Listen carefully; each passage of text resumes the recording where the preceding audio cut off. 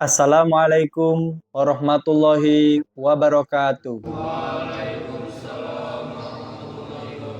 Alhamdulillahilladzi hadana li hadza wa ma kunna linahtadiya laula an hadanallah. Laqad ja'at rusulu rabbina bil haqq wa nutu antil kumul jannatu uristumuha bima kuntum ta'malun. Asyhadu an la ilaha illallah wa asyhadu anna Muhammadar Rasulullah sallallahu alaihi wasallam wa ala alihi wa ashabihi amma ba'd. Para murid-murid tercintaku, alhamdulillah hari ini kita dipertemukan oleh Allah kembali karena tiada tanah, tiada debu yang berterbangan, dan tiada daun yang jatuh dari pohonnya kecuali semua adalah izin dari Allah. Termasuk kita pada subuh hari ini kita dipertemukan oleh Allah. Ini adalah juga pemberian nikmat dari Allah. Sehingga kita bersyukur sekali lagi kepada Allah. Alhamdulillahirabbil alamin. Para murid-muridku, hari ini kita akan memasuki pelajaran tentang rukun Islam yang kedua, yaitu bab apa? Ya, salat. Bab salat. Rukun Islam yang pertama adalah syahadat, kemarin sudah kita jelaskan. Dan sekarang masuk yang kedua, yaitu tentang sholat. Setiap orang yang sudah mengucapkan syahadat sebagai awal bukti dia masuk Islam, maka dia wajib mendirikan sholat. Sholat menurut bahasa artinya doa. Dan menurut istilah ialah ucapan-ucapan dan pekerjaan-pekerjaan yang bersifat ta'abudi, yang dimulai dengan takbir dan diakhiri dengan salam. Sholat mempunyai kedudukan yang sangat tinggi di dalam Islam, yang tidak bisa dibandingkan dengan ibadah-ibadah yang lain. Sholat sebagai tiang agama. Agama tidak bisa berdiri kecuali dengan sholat. Sedangkan kuncinya sholat adalah bersuci dari hadas dan suci dari najis. Rasulullah Shallallahu Alaihi Wasallam bersabda dalam Sunan Abu Dawud, miftahus sholati tuhuru wa tahrihumat takbiru wa tahliluhat taslimu.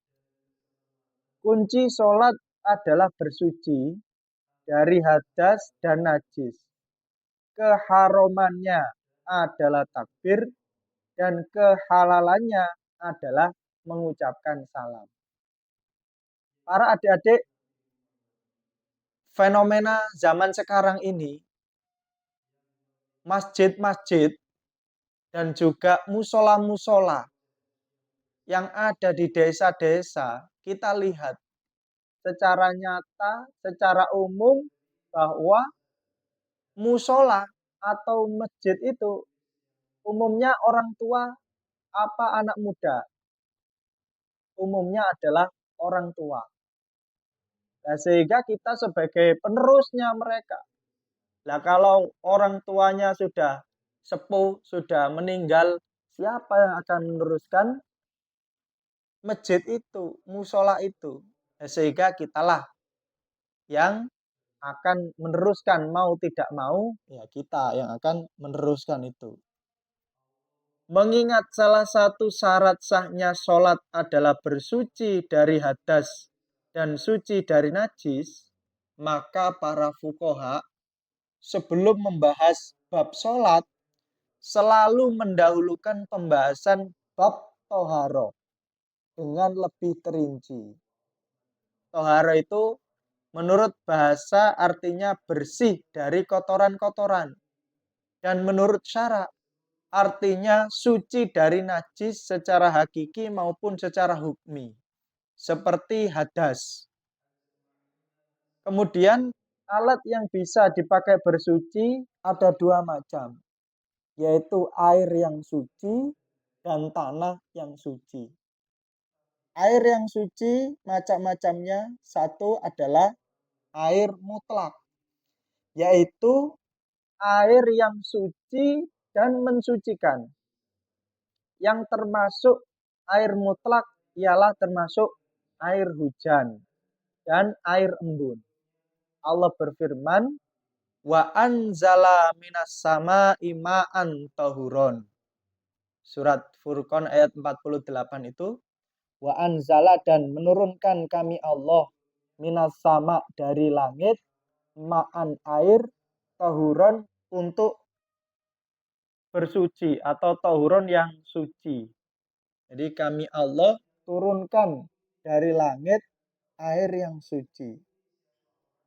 Kira-kira para adik-adik ini sudah memahami apa belum?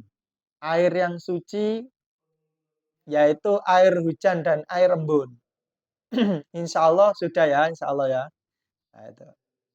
Rasulullah Shallallahu Alaihi Wasallam bersabda dalam doa iftitahnya, Allahumma gsilni min khotoyaya bisalji wal ma'i wal baroti. Dalam hadis Muslim itu, Allahumma ya Allah, igsilni, membasuhlah engkau Allah nih kepadaku, min khotoyaya dari kesalahan-kesalahanku. Bisalji dengan es, wal ma'i dan air, wal baroti dan embun. Ya Allah, basuhlah aku dari kesalahan-kesalahanku dengan es dan air serta air embun. Itu adalah air mutlak untuk mensucikan. Kemudian ada juga dalam riwayat hadis Tirmidzi, Rasulullah Shallallahu Alaihi Wasallam bersabda, wa at-tahuru ma'uhu al-khilu maitatuhu.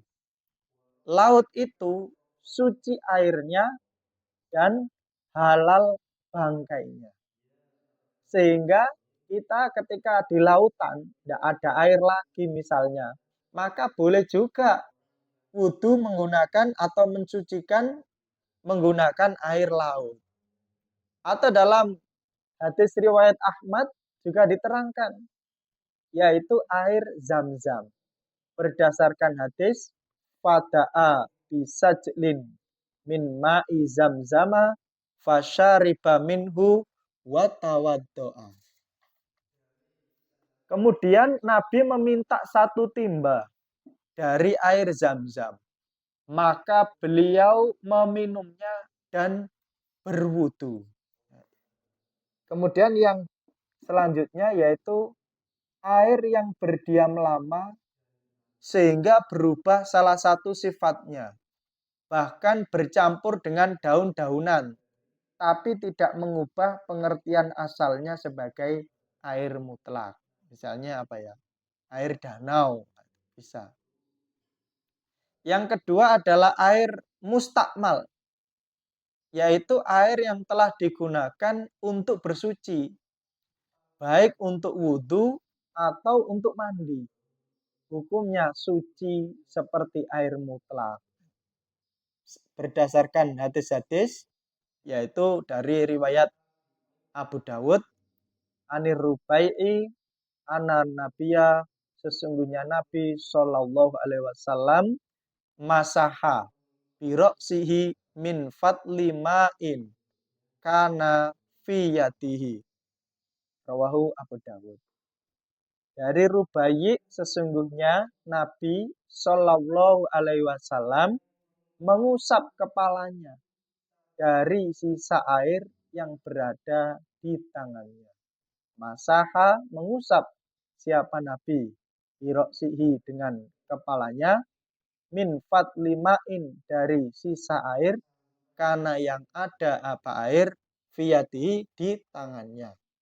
Menunjukkan bahwa sisa air wudhu yaitu juga bisa digunakan untuk mensucikan lagi. Wa masaha ra'sahu bima baqiya min wadu'ihi fiyadaihi. Dalam hadis Ahmad juga diterangkan Nabi Shallallahu Alaihi Wasallam mengusap kepalanya dengan sisa air wudhu yang berada di kedua tangannya.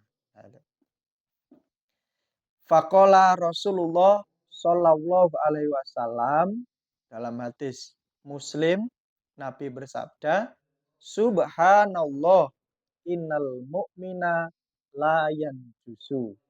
Subhanallah, maha suci Allah, innal mu'mina, sesungguhnya orang iman, iku la yanjusu, tidak najis. Siapa orang iman? Yang disebut orang iman itu ya tidak najis. Dijelaskan karena orang iman itu tidak najis, maka air suci yang telah digunakan untuk bersuci dan menempel atau mengenai tubuhnya orang iman, hukumnya masih tetap apa? Suci. Sehingga dalam hadis asar juga diterangkan, qala Ibnul Mundhir ruwiya an Ali wa bani Umar wa Abi Umamah wa Atta wal Hasan wa Ma'kul wan Nakhai anahum qalu, mereka semua mengatakan fiman nasya masha ra'sihi fawajada balalan fil hiyatihi yakfihi mashuhu bidzalika qala wa hadza yadullu ala annahum yarawnal mustakmala mutahhiran. Di dalam fikih sunnah itu Ibnul Mundhir berkata, diriwayatkan dari Ali, Ibnu Umar, Abi Umamah, Atta, Hasan, Ma'kul, dan Al-Nakhai.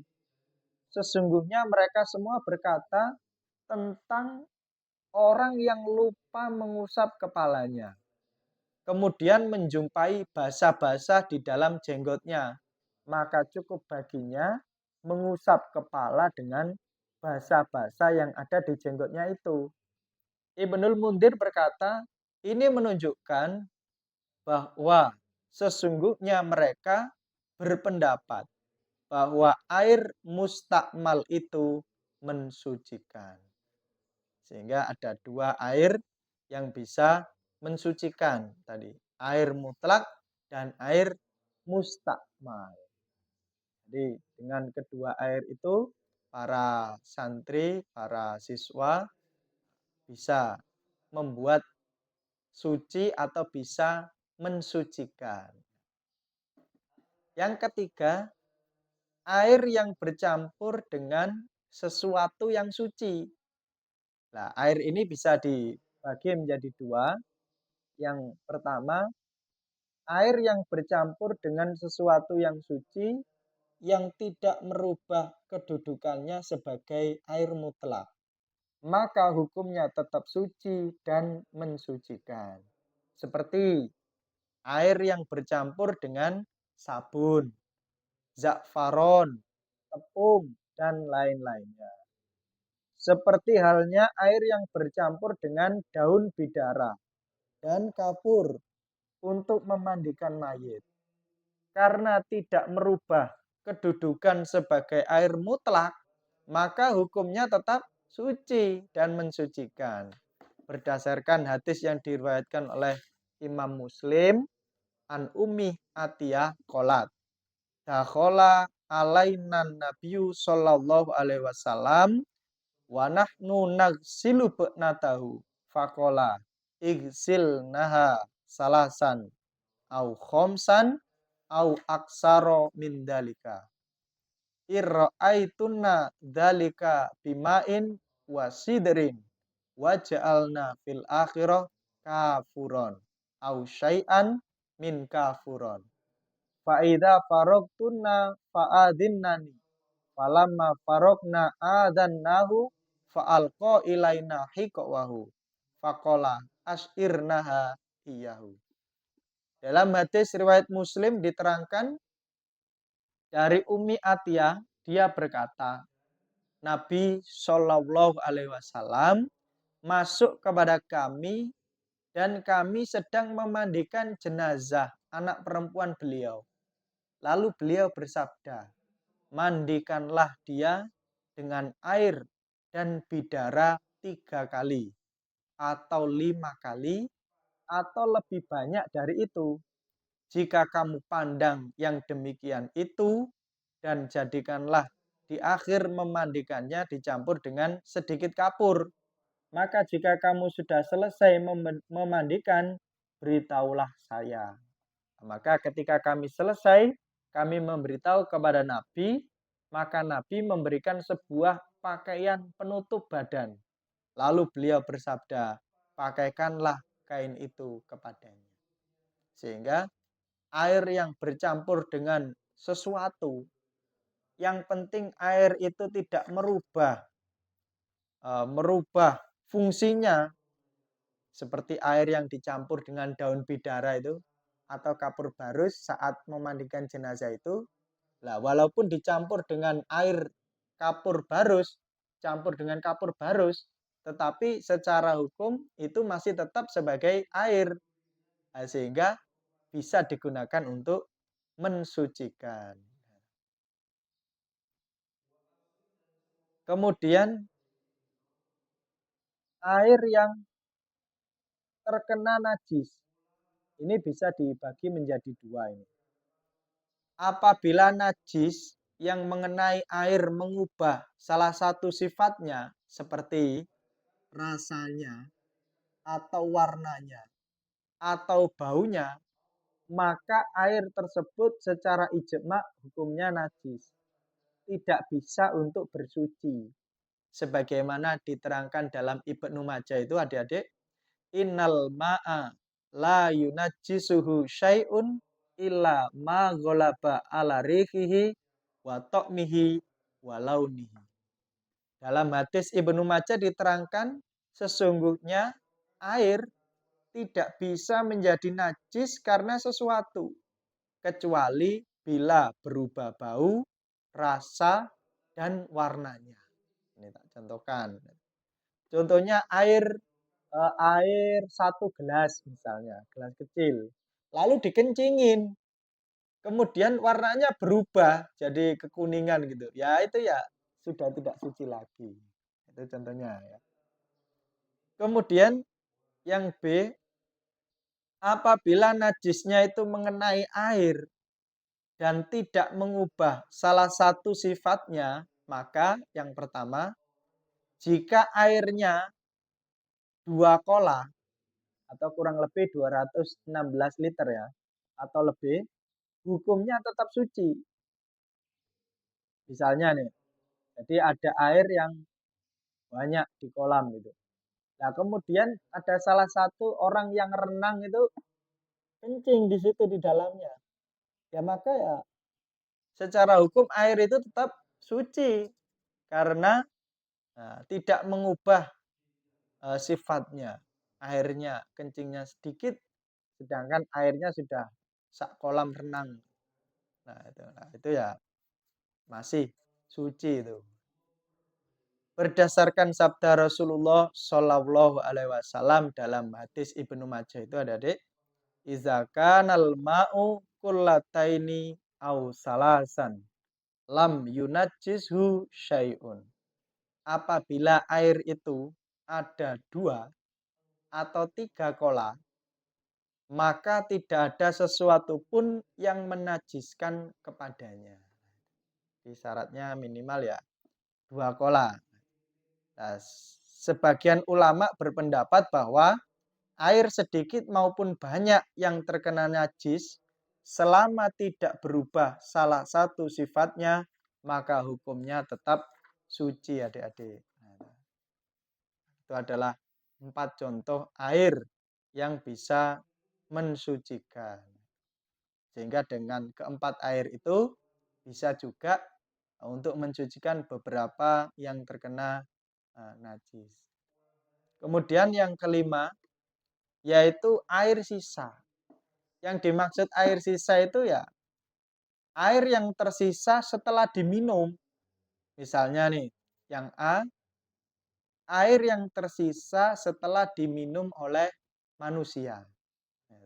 Hukumnya suci, tidak berbeda dengan yang telah meminumnya, baik itu orang Islam ataupun belum Islam, orang yang junub ataupun orang yang haid.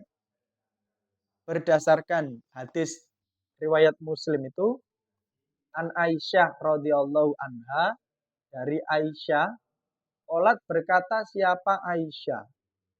Untuk ada aku, asrobu minum aku, wa ana dan aku iku haidun, perempuan yang haid. Summa unawiluhun nabiya sallallahu alaihi wasallam fayadau fahu ala maudi'i fiya fayashrabu. Dari Aisyah itu radhiyallahu anhu, dia berkata, saya minum dan saat itu saya dalam keadaan haid.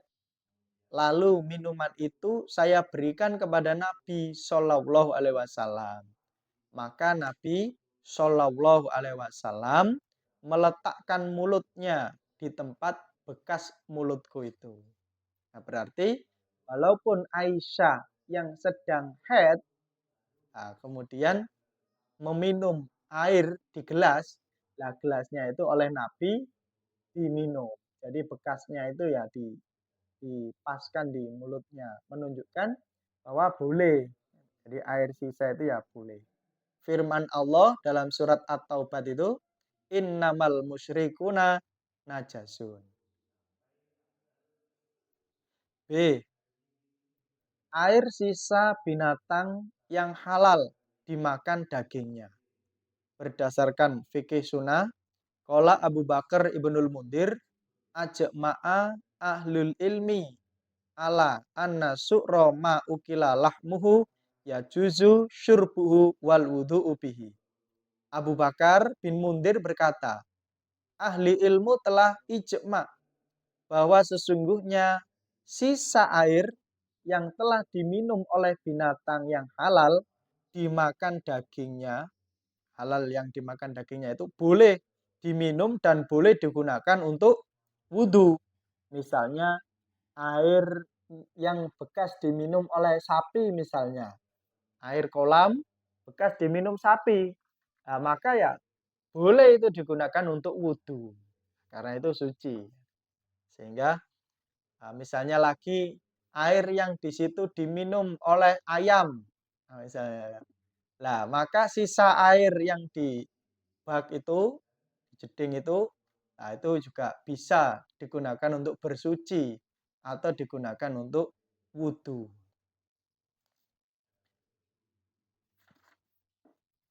Kemudian selain air yang suci, itu juga ada tanah yang suci yang bisa digunakan sebagai alat untuk bersuci dari hadas dan najis. Ini ditulis ya. An Abi Hurairah anna Rasulullah sallallahu alaihi wasallam qala fudiltu alal anbiya bisitin uktitu jawami al kalimi wa nusirtu birrubi wa ukhillat liyal gonaimu wa ju'ilat liyal ardu tohuron wa masjidan wa ursiltu ilal kholki kafatan wa khutima biyan nabiyun. Dalam hadis Muslim, adik-adik, Abi Hurairah berkata, sesungguhnya Nabi Shallallahu Alaihi Wasallam bersabda, aku diberi 6 perkara, melebihi para nabi yang lain. Aku diberi beberapa kumpulannya kalimat.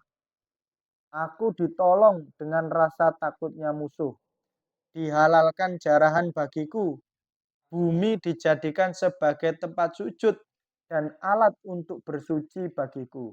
Aku diutus kepada seluruh makhluk dan aku dijadikan sebagai penutup para nabi. Nah, ini yang diambil dari hadis Muslim ini adalah wajuilat liyal ardu tohuron. Jadi tanah yang digunakan untuk sholat, nah itu adalah tanah yang suci. Bagi seseorang apabila tidak ada air untuk bersuci, atau tidak bisa menggunakan air karena sakit, bisa menggunakan tanah sebagai bersuci. Yaitu disebut apa? Tayamum. Falam tajidu ma'an fatayammamu so'idan toyiban famsahu biwujuhikum wa aidikum innallaha kana afuwan ghafura. Dalam surat An-Nisa itu Allah berfirman, kemudian jika kamu tidak mendapatkan air, maka bertayamumlah kamu dengan tanah yang baik, tanah yang suci. Usaplah wajahmu dan tanganmu. Sesungguhnya Allah itu Maha Pemaaf lagi Maha Pengampun. Jadi selain wudhu menggunakan air, bisa juga apabila terjadi kendala sesuatu hal, misalnya sakit atau tidak menemukan air, maka boleh bersuci atau berwudhu menggunakan debu. Yaitu disebut tayamum. An Abidar anna Rasulullah sallallahu alaihi wasallam qala inna sa'idat thayyiba tahurul muslim wa illam yajidil ma'a asyra sinina fa idza wajadal ma'a falyumissahu basyaratahu fa inna dzalika khair. Rawahu Tirmidzi. Dalam hadis riwayat Tirmidzi itu Abidar Rasulullah sallallahu alaihi wasallam bersabda, sesungguhnya debu yang suci adalah alat bersuci bagi orang Islam. Meskipun dia tidak menjumpai air selama 10 tahun, maka ketika dia telah menjumpai air, supaya membasahi kulitnya. Sesungguhnya demikian itu lebih baik. Di dalam hal rukun Islam yang kedua ini, sebelum sholat, itu para fuqaha, para ulama mengajarkan tentang bab toharo, yaitu bersuci, termasuk berwudu itu.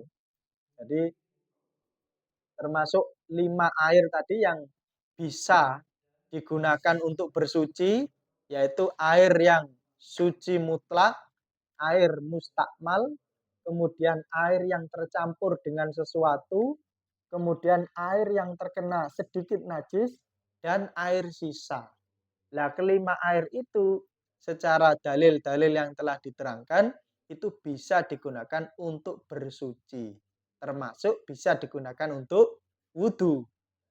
Lah, apabila sudah tidak menjumpai air lagi atau dalam keadaan sakit tidak menjumpai air, maka boleh menggunakan tanah untuk tayamum. Nah, sehingga sudah tidak ada alasan lagi tidak mengerjakan sholat. Alhamdulillahirabbil alamin. Alhamdulillahi jazakumullahu khairan. Baik adik-adik, nah, sekarang di Amal Sholih dibentuk kelompok-kelompok. Nah, kelompok-kelompok setelah ini silakan kelompok Abu Bakar dengan Abu Bakar ya. Kelompok Abu Bakar dengan Abu Bakar. Kelompok Umar beserta kelompoknya Umar, dan Ali beserta Ali, Utsman dengan Utsman. 4 kelompok ini dibentuk untuk berdiskusi tentang kesucian atau air yang digunakan untuk wudhu. Tadi ada 5 jenis, masing-masing satu, pilih satu aja. Masing-masing kelompok bermusyawarah, pilih satu air yang digunakan untuk bersuci atau berwudu. Nah, nanti diterangkan praktek di depan. Gitu ya. Insya Allah demikian. Adik-adik disyukuri, alhamdulillah jazakumullah khairan. Banyak kesalahan dari saya mohon maaf yang sebesar-besarnya. Alhamdulillah jazakumullah khairan. Assalamualaikum warahmatullahi wabarakatuh.